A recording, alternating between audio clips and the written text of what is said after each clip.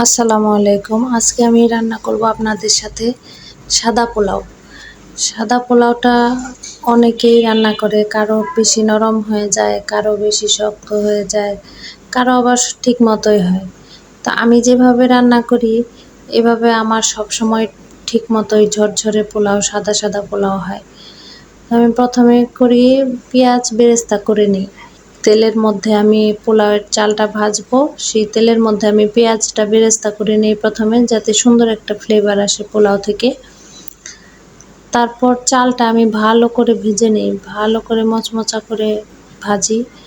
ভাজার পরে আমি যখন আমার ভাজা হয়ে যায়, চালটা একদম ঝরঝরে হয়ে যায়, হালকা হয়ে যায় ভাজতে ভাজতে, তখন আমি ওই শুকনো মশলাগুলো দিই, যে এলাচ, দারচিনি, তেজপাতা আর একটু আদা রসুন বাটা। তারপর সাথে দিয়ে দিই লবণ। লবণ দিয়ে তারপর আমি ভালোভাবে নাড়াচাড়া করে মিশিয়ে নিই, যাতে আদা রসুনের গন্ধটা না থাকে। তারপর আমি পাশের চুলায় আমি গরম পানি হতে দিয়েছি, গরম পানি হচ্ছে, আর আমি এদিক দিয়ে চালটা ভালোভাবে ভেজে নিয়েছি, মশলাগুলো ভেজে নিয়েছি। এখন আমি অল্প অল্প করে পানিগুলো দিয়ে দিব। আমি এখানে 2 পট চালের পোলাও রান্না করতেছি, ওখানে আমি 4 পট পানি দিব, যাতে পোলাওটা ঝরঝরে হয়। এইভাবে সমানভাবে মেপে পানি দিলে সুন্দর ঝরঝরে হয়। এখন আমি 2 পিস লেবু চিপে এই পানিতে দিয়ে দিচ্ছি, যাতে করে পোলাওয়ের রঙটা সাদা হয়। এখানে পানি দেখা যাচ্ছে একটু অন্য কালার বেরেস্তার জন্য, কিন্তু এই লেবুটা দেওয়ার কারণে পোলাও যখন হবে দেখবেন তখন একদম ঝরঝরে সাদা হয়ে গেছে।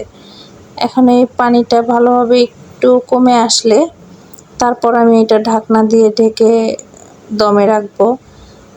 এই পানিটা যখন এই তো কমে আসছে, এখন এই যে ঢেকে দিলাম, ঢেকে দিয়ে এটা দমে থাকবে। আর এই মুহূর্তে একটু পরিচিত কথাটা বলে নেই, লাইক, কমেন্ট, শেয়ার করে আমার পাশেই থাকবেন। এই তো দেখেন, এই যে আমার পোলাওটা সুন্দর হয়ে গেছে, ঝরঝরা হয়ে গেছে। এরকম সাদা সাদা পোলাও করতে চাইলে এইভাবে আমি যেভাবে করলাম সেভাবে যদি করেন তাহলে ঠিকই ঝরঝরে এবং সাদা সাদা পোলাওই পাবেন, দেখেও ভাল লাগবে। তারপর আমি এটাকে ভালোভাবে চালগুলো আবার উল্টে পাল্টে দিয়ে আবার একটু ঢেকে রেখেছিলাম। ঢাকার পরে আমি দিয়ে দিব এখানে বেরেস্তা।